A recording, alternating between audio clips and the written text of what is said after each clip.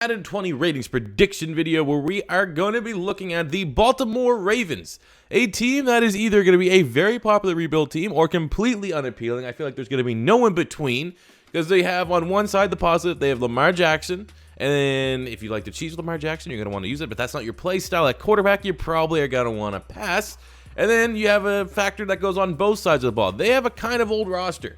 So either you're going to view it as upon is you want to take over, and because you know all those guys are going to be retiring and you're going to be moving on from the contracts and it's going to be a complete wipeout, or you have the other side where these guys have big salaries, they're only going to regress, and you're not going to want to deal with that headache of roster management. So they're going to be a very interesting roster, and let's jump into my predictions of how I think their roster will shape up in Madden 20. At quarterback, Lamar Jackson is going to be getting a 78 overall, 1,200 passing yards, 6 touchdowns to 3 picks, as well as almost 700 rushing yards and 5 touchdowns as a rookie.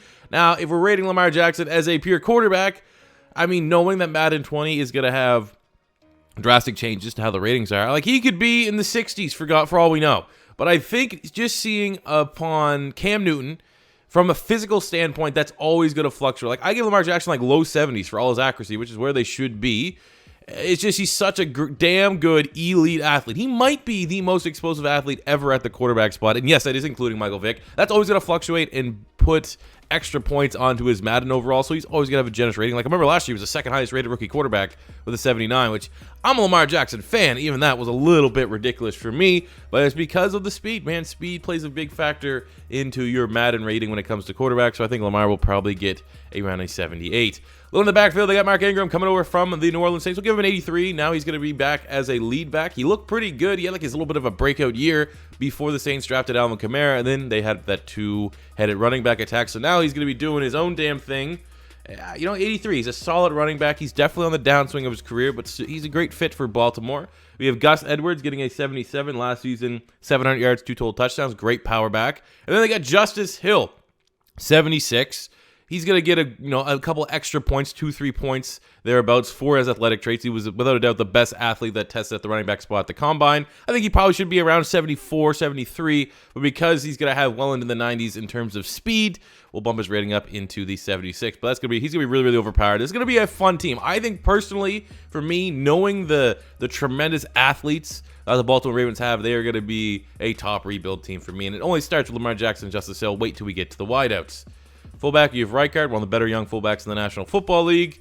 Going to wide receivers, we have Willie Snead, who's getting a 77 last year, 62 catches, just under 700 receiving yards and 1 touchdown. They got Seth Roberts coming over from the Raiders. I mean, these guys here are just average wide receivers, but then you throw in Hollywood Brown, who probably will get the fastest speed out of any rookie in the upcoming draft. 75. Well, I don't know. There's the safety from the Steelers, that Ole Miss guy that ran the 4.29, but I even think Hollywood Brown probably would have ran in the around then, high 4.2s. Like, I don't think he would have broke John Ross's record, but he's going to be unbelievably fast. Then you throw in that with Miles Boykin, who, while everyone's talking about DK Metcalf's freaky combine, Miles Boykin had maybe even more freaky of a combine.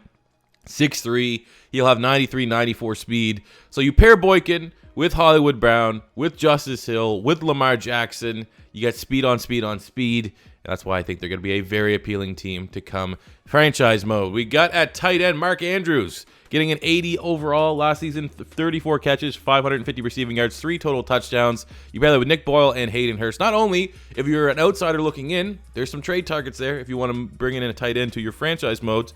But ultimately, there's just a lot of weapons. It's a meme at this point. The Baltimore Ravens just like drafting tight ends. But, I mean, I'm still shocked that they got Hayden Hurst. If they had identified Mark Andrews as someone they wanted, knowing they could get him when did they get him? Round 3?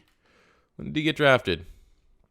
3rd round, yeah. No, they can get him round 3. I never get the Hayden Hurst selection. But hey, it is what it is, and you got some nice talent there at the tight end spot. Offensive line, we got Ronnie Stanley with an 83, Alex Lewis 75, Matt Skura 76, Marshall Yonda 91, and Orlando Brown Jr. 79. Jumping to the defensive side, we got Brandon Williams. We're going to give him an 85 overall. One of these guys that you just know is really good against the run. Doesn't really show up in the box scores, so grades out well from Pro Football Focus. We'll give him an 85. We have Willie Henry, 78. Someone's got to emerge as the opposing defensive end. I think it probably will be Willie Henry. Had good tape out of Michigan, and he's been solid rotational player for the Baltimore Ravens. D tackle, you have Michael Pierce getting an 89 overall, one of the best nose tackles in football. A little bit of a high rating there for Gerald Willis III.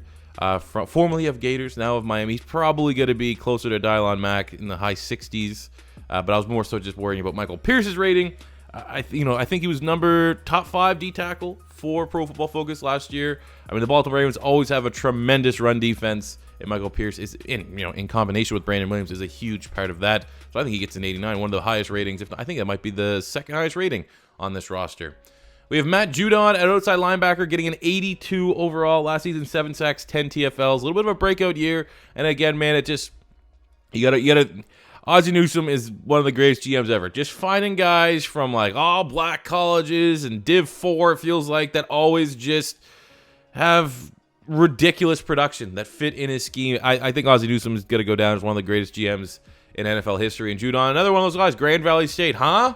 There's still NFL talent there. And then you get a guy like Judon, really, really productive year, and pretty much, I think, gave them the comfortability to move on from Zadarius Smith and not having to pay him a whole lot of money. Inside, look, here's another one. Portland State, Patrick Onwuasor, 78 overall. I feel like, again, he's another reason why they were going to pay big bucks for C.J. Mosley. Onwuasor, 59 tackles, 5.5 sacks, 8 TFLs last year. Looks really, really good. You pair that with Kenny Young out of UCLA. They got a really good, he's 27, but relatively speaking, young linebacking core that I think, it's Baltimore Ravens linebackers. They always produce very, very well. And then right outside linebacker, they brought in the veteran Pernell McPhee to compete, probably with Tim Williams, to see who can get that other starting gig. But again, man, I have no worries about this Baltimore Ravens defense. A lot of turnover in terms of name value, but I think they're going to continue to be one of the best, and at worst, still a top 10 unit in the National Football League. In the secondary, very good across the board. Marlon Humphrey, I think he was the number 12 rated Pro Football Focus corner. He's getting an 84. 2 picks, 15 pass breakups last season. Great athlete. Jimmy Smith, getting up there in age, still produces 83. 2 interceptions, 9 pass breakups. You have Brandon Carr. We're giving him an 82. 2 interceptions, 11 pass breakups on 45 tackles. You got Tavon Young, really solid nickel corner. Again, it's just...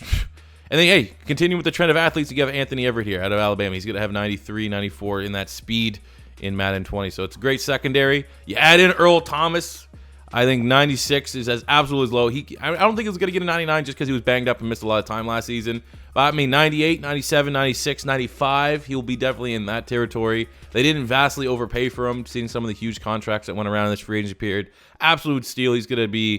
He replaces Eric Weddle, and obviously Eric Weddle is good, but Earl Thomas is still a big-time upgrade there. At strong safety, one of the better tackling safeties in the National Football League in Tony Jefferson, who he gave an 82 overall. Special teams, Justin Tucker, best kicker in the National Football League, and you have Sam Koch, who is 85, really good punter.